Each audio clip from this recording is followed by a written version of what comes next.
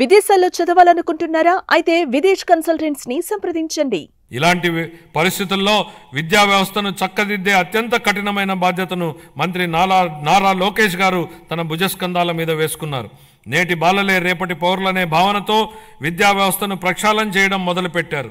Result oriented ఎడ్యుకేషన్పై దృష్టి సారించి artificial intelligence వంటి టెక్నాలజీ విషయాలను ప్రధాన పాఠ్యాంశాలుగా తీసుకురావడానికి ఆయన చేసిన ప్రయత్నాలతో మన పిల్లలు ప్రపంచ స్థాయిలో పోటీపడి రాణించడానికి సిద్ధమవుతున్నారు. సమాజానికి విద్య ఎంత అవసరమో చైనీయుల సామెత ద్వారా వ్యక్తీకరించబడింది. మీరు సంవత్సరానికి ప్రణాళిక వేస్తే వరి నాటండి, దశాబ్దానికి ప్రణాళిక వేస్తే చెట్లు నాటండి, జీవితకాలానికి ప్రణాళిక వేస్తే ప్రజలకు విద్య నేర్పండి. పిల్లలకు విద్య అందించడం తల్లిదండ్రులకు భారం కాకూడదని మా ప్రభుత్వం బలంగా విశ్వసిస్తోంది. ఏ కారణం చేతను ఏ బిడ్డ విద్యకు దూరం కాకూడదని విశ్వసిస్తున్నాం. ప్రతి తల్లి తన పిల్లలను పాఠశాలకు పంపేలా ప్రోత్సహించే లక్ష్యంతో మరో సూపర్ 6 హామీని అమలు పరిచే దిశగా తల్లికి వందనం పథకాన్ని ప్రారంభిస్తున్నాం.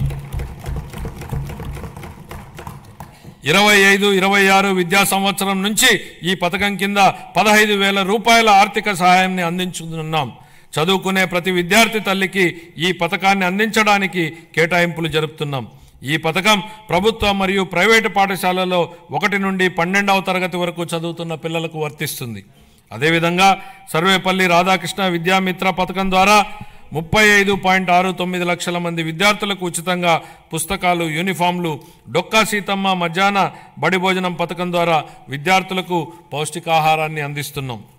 ఉపాధ్యాయులకు స్నేహపూర్వక వాతావరణంలో కూడిన విద్యా వ్యవస్థ కోసం గౌరవనీయ మానవ వనరుల అభివృద్ధి శాఖ మంత్రి నారా లోకేష్ గారి చొరవతో మా ప్రభుత్వం అన్ని ప్రభుత్వ పాఠశాలలకు ఉచిత విద్యుత్తును అందించాలని నిర్ణయించిందని గౌరవ సభకు ఎంతో సంతోషంగా ప్రకటిస్తున్నాను. ఇది స్థానిక సంస్థలపై ఆర్థిక భారాన్ని తగ్గించడమే కాక ఉపాధ్యాయులు మరియు విద్యార్థులకు ఒత్తిడి లేని వాతావరణాన్ని కల్పిస్తుంది. 25-26 ఆర్థిక సంవత్సరానికి పాఠశాల విద్యాశాఖకు 31,805 కోట్ల రూపాయలను కేటాయింపును ప్రతిపాదిస్తున్నాను. ఉన్నత విద్య భవిష్యత్ సవాళ్లను విద్యార్థులకు సిద్ధం చేయడానికి మరియు అందరికీ సమాన అవకాశాలు కల్పించడం కోసం బలమైన సమ్మిళిత ఉన్నత విద్యా వ్యవస్థ నిర్మించడానికి ప్రభుత్వం అంకిత భావంతో ఉంది. ఈ కార్యక్రమం కింద మల్టీ డిసిప్లినరీ విద్య మరియు పరిశోధనా విశ్వవిద్యాలయాల స్థాపన, పాలిటెక్నిక్ విద్యలో క్రెడిట్ ఆధారిత వ్యవస్థను ప్రవేశపెట్టడం, అధునాతన తరగతి గదులు, ప్రయోగశాలలు, డిజిటల్ లైబ్రరీలతో విద్యాలయాలను ఆధునీకరించడం వంటి కీలక నిర్ణయాల ద్వారా మన విద్యార్థులను అంతర్జాతీయ ప్రమాణాలకు అనుగుణంగా తయారు చేస్తున్నాం. ప్రపంచవ్యాప్తంగా ఉన్న ప్రముఖ 100 విశ్వవిద్యాలయాల్లో మన రాష్ట్ర విశ్వవిద్యాలయాలను నిలపడమే మేము లక్ష్యంగా పెట్టుకున్నాం. 25-26 ఆర్థిక సంవత్సరానికి గాను ఉన్నత విద్యాశాఖకు 2,506 కోట్ల రూపాయలను కేటాయింపును ప్రతిపాదిస్తున్నాను. ఆరోగ్య రంగం గత ప్రభుత్వ పాలనలో ఆరోగ్య రంగం పూర్తిగా నిర్లక్ష్యానికి గురైన విషయాన్ని మనం చూసాం అధ్యక్ష. సకాలంలో చెల్లింపులను చేయకపోవడంతో మందుల కొరత, సౌకర్యాల కొరత, సేవల కొరతకు కారణమైంది అధ్యక్ష. వైద్య రంగంలో దాదాపు 6,400 కోట్ల రూపాయల బకాయిలను వారసత్వంగా ఇచ్చారు అధ్యక్ష. దీనిలో 1,624 కోట్ల రూపాయలను చెల్లించి తిరిగి గాడిలో పెట్టేటువంటి ప్రయత్నాలు ప్రారంభించాం.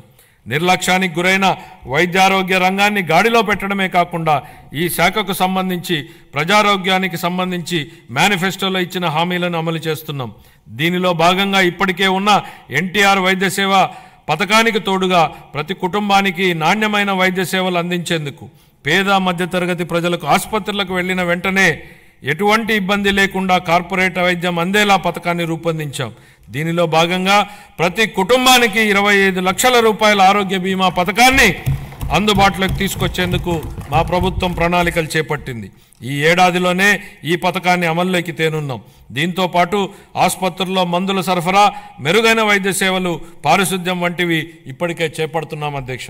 25-26 ఆర్థిక సంవత్సరానికి వైద్య ఆరోగ్య మరియు కుటుంబ సంక్షేమ శాఖకు 19,264 కోట్ల రూపాయల కేటాయింపును ప్రతిపాదిస్తున్నాను అధ్యక్ష. సుమన్ టీవీలో మీ పర్సనల్ అండ్ బిజినెస్ ప్రమోషన్స్ కోసం కింది నెంబర్కి కాంటాక్ట్ చేయండి.